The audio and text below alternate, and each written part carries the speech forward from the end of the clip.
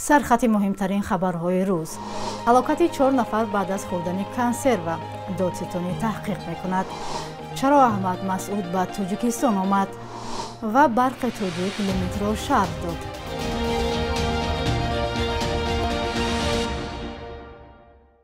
سلام بیننده های عزیز، با امید یک روز خوب نویدی بامدادی رو برایتان تقدیم میکنم.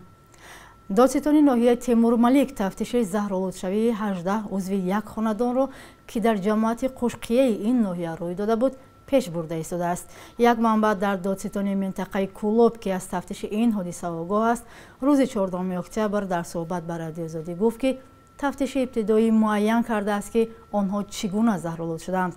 این منبع گفت که حالا تفتیش پورا انجام نشده است و انتظار تشخیص سودی طبی اند. با گفته این منبع در حادثه زهرآلودشوی امید جان حمیدوی 40 ساله، میسره قلمت وی 32 و سمیه دودوزاده 6 ساله و رخساره قلزاده 2 ساله به هلاکت رسیدند. حالا از 16 عضو زهرآلود شده این خاندان 4 نفرشان در بیمارستان است. قرار است روزهای نزدیک باقی مانده‌اش را از بیمارستان به خانه‌هایشان رخصت کنند. عبدالکریم شاکرов سرطبیب بیمارخانه استراحتی شهر کولوب روز 14 اکتبر در صحبت با رادیو آزادی گفت آنها از خورش‌های در شرایط در خانه آماده شده زهرآلود شدند. در تاریخ یکمی ماه از ناحیه تیمور ملیک جماعت دهاتی قشقیه دهه قشتپه 6 تا بیمار میارن ساعت 12 چیلی شبانه خانه کدام میشتن نان میکنن آش خب خیلی بانتایی همون در شرایط خانه تیار کرگیره میکشوید از همون استعمال میکنن که همون زهرآلود شدگی بوده است. خلاصه یه آوردن ما تمامی مثال که برای استفاده بودیم خاله چون بوده خوب شدگی پشتی همش جواب دادیم 4 نفرش ماندگی 4 نفرش در حالت نهایت وضعی که بود دیگه از اون کس فساد کردن نمیتونه یعنی که заҳлорудшавӣ بوده در تمام سیستم برای مرکزی تاثیر سخت رسانده بود اون را دیگه فساد کردن نشد آمدن همون روز خلق دیدن. طبیبان میگویند بیشتر زهرآلودشوی‌ها از حسابی رعایت نشدن معیارهای تازگی، استفاده از محصولات دارای مواد کیمیایی زیاد در داخل کنسروا و تجزیه‌های کیمیایی میگذارد و غذای خوشخور به زهر تبدیل شده میتواند. منبع‌های نزدیک به حکومت تاجیکستان خبر دادند که احمد مسعود راهبر جبهه مقاومت ملی افغانستان با یک سفر کوتاه به دوشنبه آمد اما دوباره به پنجشیر برگشت. 3 منبع از هم جدا به رادیو آزادی گفتند که سفر احمد مسعود پس از 4 روز صحبت رئیس جمهور تاجیکستان و سروزیر پاکستان که ماه سپتامبر برگزار شده بود صورت گرفته است. به اطلاع منبع احمد مسعود 1.5 روز در تاجیکستان بوده است. گفته می شود احمد مسعود با دعوت حکومت تاجیکستان آمده بود تا از او بپرسند که تا کجا برای مذاکرات با طالبان آماده است. سروزیر پاکستان گفته بود که او با طالبان گپ میزند و از امام علی رحمان خواست با احمد مسعود صحبت کند. احمد مسعود برای مذاکرات با طالبان رضایت داد اما از طالبان دیگر خبر نشد. سروزیر پاکستان روز 18 سپتامبر در توییتر نوشت که این موضوع را با طالبان در میان گذاشته است اما با گذشت تقریبا 1 ماه هیچ خبر دیگری از مذاکرات طالبان و جبهه مقاومت در دوشنبه نشر نشد. ذبیح الله مجاهد سخنگوی حکومت طالبان در صحبت با رادیو آزادی گفت که کسی موضوع مذاکرات را در دوشنبه با آنها شریک نساخته است. سرچشمه‌های رادیو آزادی میگویند احمد مسعود با امام علی رحمان رئیس جمهور تاجیکستان ملاقات نکرده با پسر او رئیس مجلس ملی رستم امام علی صحبت داشته است. در همین حال مقامات در این باره هیچ خبر ندادند. همچنین جزئیات صحبت احمد مسعود دسترس نیست ولی منابع رادیو آزادی میگویند هدف اساسی او در میان گذاشتن نظرش با حکومت تاجیکستان در مورد مذاکرات با طالبان بود.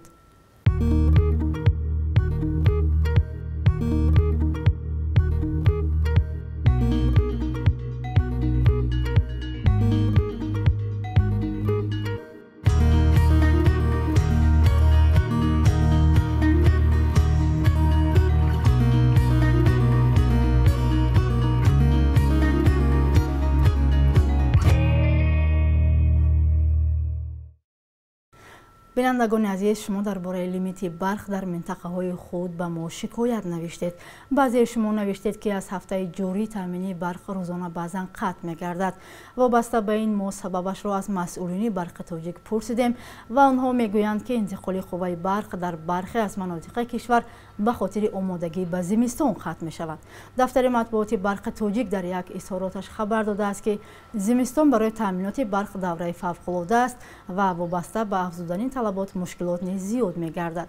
خدمات مطبوعاتی برق تاجیک تاکید کرده است که این تدبیر ضروری است و هر سال در دوره زمستان گذرانده می‌شود.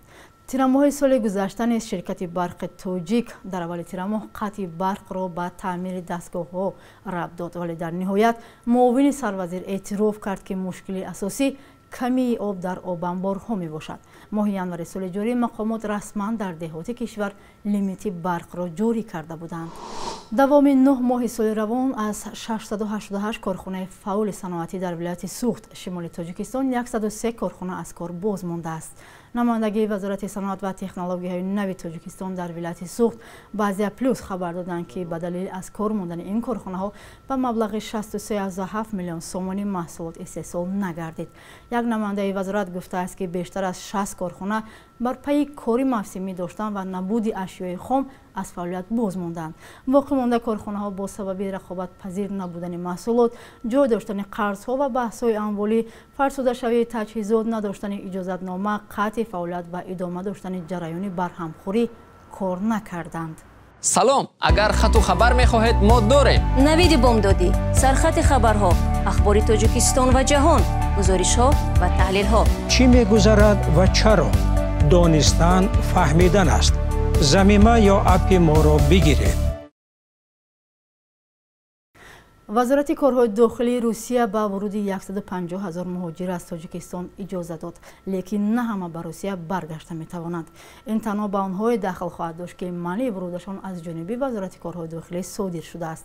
برای آن مهاجرانی که با قرار سود اخراج شدند، ورود به مهلتی از جانب مقامات سود مقرر شده منع باقی میماند.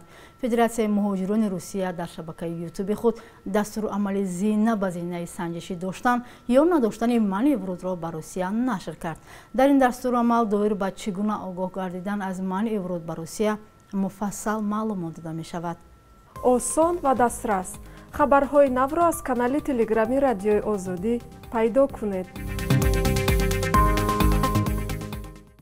بخش یک روز تاریخ را در تهیه همکارمان خیرمان بخازاده می‌بینیم که از مهمترین تحولات تاریخی خبر می‌دهد.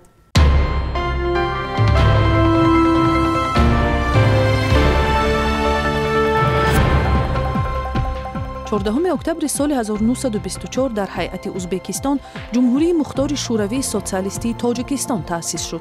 این قرار بعد تقسیم حدودی جمهوری مختار ترکستان و جمهوری شوروی سوسیالیستی بخارا به 3 جمهوری شوروی ترکمنستان، ازبکستان و قزاقستان قبول شد. اهالی جمهوری آن زمان 800,000 نفر بود. سال 1929 تاجیکستان از مختاریت ازبکستان برآمده جمهوری شوروی سوسیالیستی تاجیکستان شد. 14 اکتبر سال 2009 پرزیدنت تاجیکستان در یک امر بی‌سابقه‌اش واردات چراغ‌های تصفنده و فروش آنها را ممنوع اعلام کرد. هدف به چراغ‌های کم مصرف گذاشتن خانواده‌ها در کشور بود که به قول مقامات تاجیک برای سبک کردن بحران انرژی کشور مهم بود. 14 اکتبر سال 1929 زادروز لاله اسماعیلова یکی از اولین زنهای دانشمند تاجیک، پروفسور و دکتر علم‌های بیولوژی است که به علاوه به حیث یکی از بانوان زیباترین اتحاد شوروی عکسش را سال 1949 در مقاومه مجله شوروی اگانیوک نشر کردند. محقق قربانی علمشاه می‌نویسد این دختر سابق کاتب دوم حزب کمونیستی تاجیکستان ابراهیم اسماعیلوف را شاعر عبدالقاسم لاهوتی نام گذاشته است.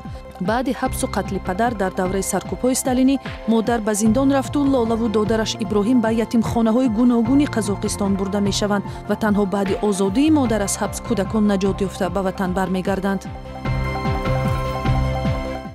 بانک ملی تاجیکستان ارزش سامانی را نسبت به اسعار خارجی برای امروز 14 اکتبر چنین تعیین کرده است.